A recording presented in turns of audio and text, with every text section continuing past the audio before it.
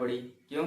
मानस में तुलसीदास जी बहुत सुंदर अक्षरों में लिखते हैं कि एक बार भूपति मन माही, भय ग्लानि मोरे सुत नाही। कहते हैं कि एक बार चक्रवर्ती राजा धर्म सम्राट दशरथ जी को भी ग्लानि होने लगा अपने मन में। क्यों? क्योंकि मेरे यहाँ चौथाई पन आ चुका है, लेकिन मेरे यहाँ एक पुत्र नहीं हुआ है। जबकि अन्य पुराणों में वर्णित है कि उनके यहाँ एक बालिक पुत्री थी जिनका नाम शांता था। और फिर जब दशरथ जी बहुत ही व्याकुल हो गए तो कहाँ गए? कहाँ गए भाई? गुरु गृह गए तुरंत महिपाला। गुरु गृह गया हूं तुरंत महिपाला। गुरु जी के पास तुरंत गए। जबकि राजा हैं तो क्या कहते हैं, हाथे घोड़ी सब में सब साथ चलता है कि नहीं चलता है।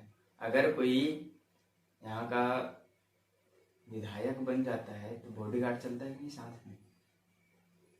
अगर सरपंच भी बन जाता है तो पंच लोग उनके साथ चलते हैं। उसी प्रकार तो वो चक्रवर्ती धर्म सम्राट राजा था ना भाई। कहाँ का?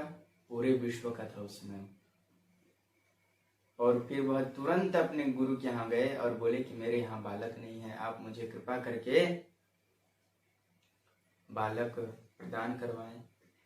तो जिनके यहाँ बालक नहीं होते वो जाते हैं कि नहीं कि हमारे यहाँ बालक नहीं हुआ है, हमको ये दवाई दीजिए। तो तंत्रोक्त करते हैं या फिर देवी के पास जाते हैं, मन्नत मांगते हैं, ये चीज कर दो तो ये चीज करते हैं। आप हमारे यहाँ बालक दिलवा दीजिए माता जी, हे मातेश्वरी, हम आपको इतना सामग्री चढ़वाएंगे, इतना लड्डू चढ़ाएंगे, ये करेंगे, है ना भाई। ये सब चीज कहा जाता है। लेकिन पुत्र भी 3 प्रकार के बहुत सुंदर ही पुराणों में अन्य पुराणों में कहा गया है कि जो पुत्र होते हैं, पुत्र तो बताया आपको मैं कि पुत्र वह होता है जो पिता की संपत्ति को आगे बढ़ाए।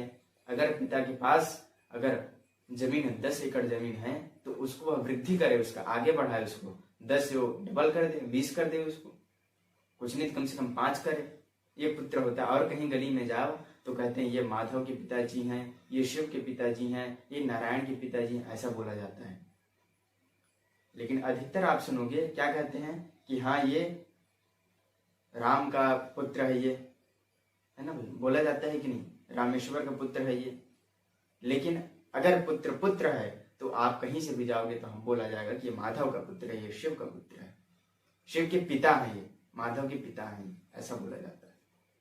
और बोलते हैं फिर बेटे क्या है कि बेटे जो होते हैं वो भाई भाई में बंटवारा करवा देते हैं। कि पिता की संपत्ति तो पुत्र की होती है लेकिन भाई भाई में बंटवारा करवा देते हैं, ये बेटे होते हैं। और लड़के कौन? जो जबकि पिता की संपत्ति तो पुत्र की होती है तो वो अपने भाई बंधुओं सब में वो जो पिता की संपत्ति उसको लड़ के ले ले, इसलिए बेटा कहते हैं वो, है ना। पुत्र, बेटे और लड़के ये तीनों हैं, जबकि एक ही है लेकिन परिभाषा 3 की अलग हो जाती है।